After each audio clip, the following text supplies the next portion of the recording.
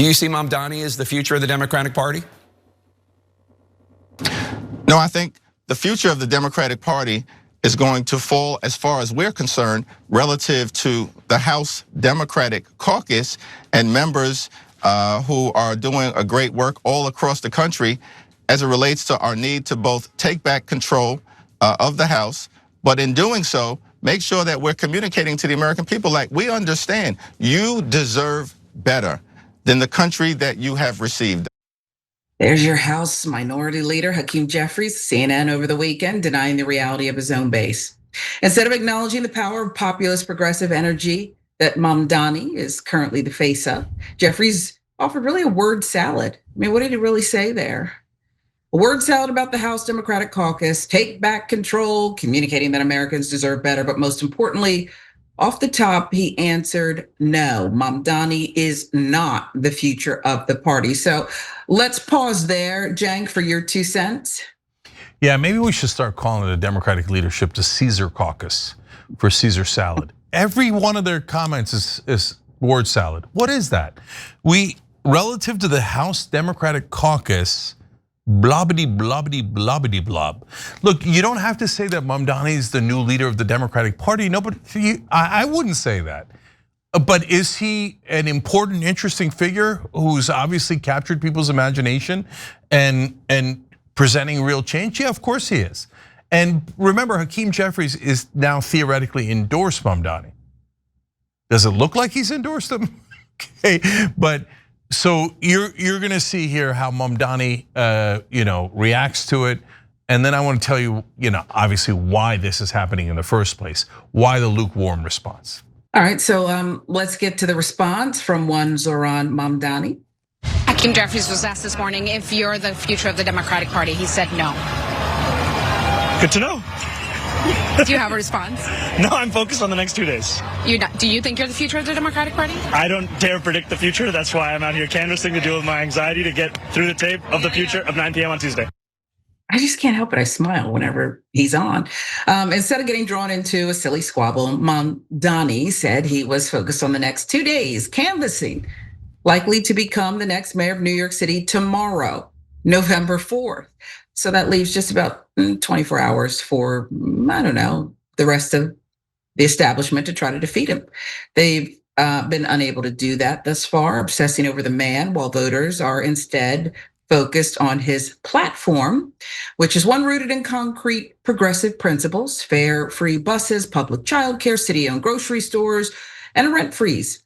The progressive wing of the Democratic Party is pounding the pavement, winning primaries, and about to take over City Hall in America's largest city by actively refusing to acknowledge the momentum here and the clear policy wishes of their own base, by instead choosing to defend the status quo. Cenk, isn't this blind spot by the party, this refusal to see perhaps the future here without, crowning him or anointing him, isn't that the biggest problem?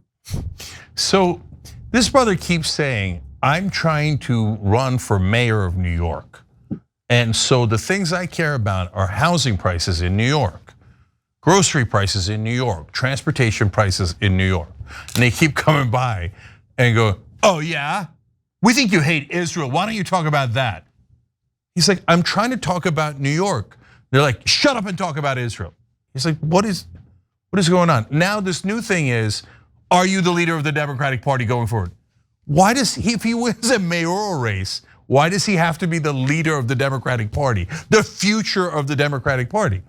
He's one of the guys that are young and in the Democratic Party and want to, we hope, tomorrow wins an amazing race, right?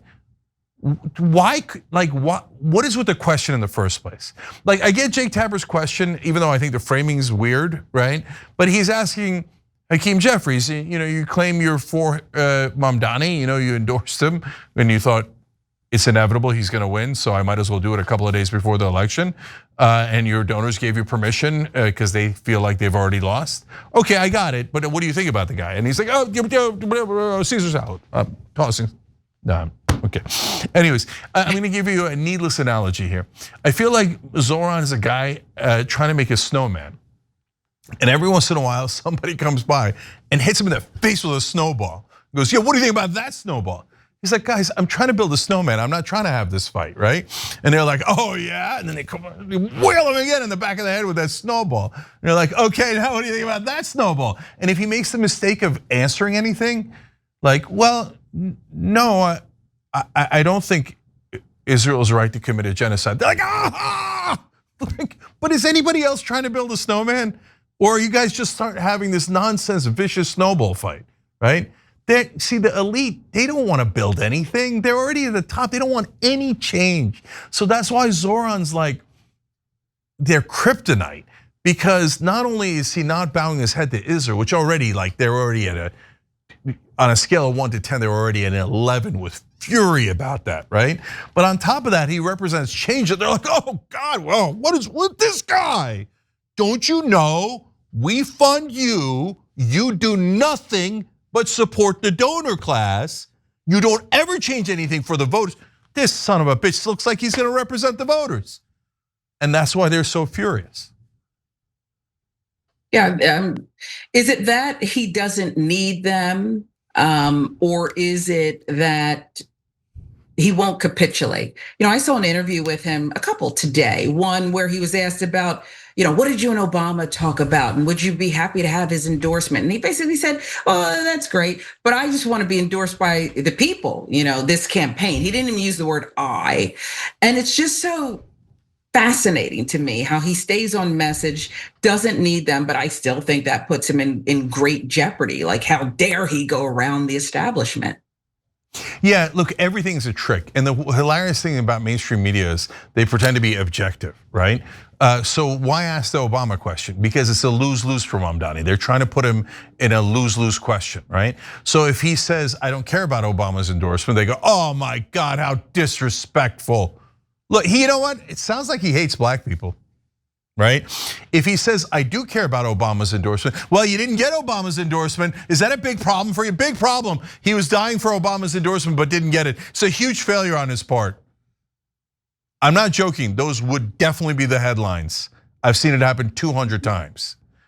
So if you're objective, why are you trying to catch one of the candidates in a gotcha question with no right answer? It's like asking, when did you stop beating your wife? Like, wait, there is no answer to that question, right? So, all right, last thing is, I'm so curious what's gonna happen after the election. So, like, Hakeem Jeffries has this like, we understand, we got the message of the voters. You deserve better. No, dude, that doesn't mean anything. What policies are you for? We've heard you deserve better all our lives, and then you never give us anything, right? So when you turn to Mamdani, he's promised X, Y, and Z. My guess is he's gonna try to do those things. Meanwhile, his opponents said, that's it. If Mamdani's elected, New York's gonna sink into the ocean, and he's gonna target all the Jews, and he's gonna try to, what, kill them? I don't know, they're lunatics. I don't know what they believe. There's another lunatic rabbi in New York today giving a speech about anti-Semitic and we're all in danger. Okay, when he doesn't kill you or harm you in any way, what lie are you gonna make up next? When New York's economy doesn't magically collapse overnight, what lie are you gonna make up next? And guys, the most important thing is for you to remember the lies they told before the election. So when you see that Mamdani does not do any of those things, that you know who was lying to you and who was honest. So almost all of, like the Mamdani opponents, there are real ones who are like, hey, I don't like his economic positions. No problem, that's normal, that's America. But for all the smear merchants that try to target him in 800 different ways, for the elites, you'll see that it was all propaganda. None of it was true. The issue though, for me, is once it's decided tomorrow, and there still has to be the election or election day, I wonder about the smears and how they will try to work so hard to undermine and make sure if there was even an inch available to make the policies successful, they will do whatever they can to make New York sink. Every time you ring the bell below, an angel gets his wings. Totally not true, but it does keep you updated on our live shows.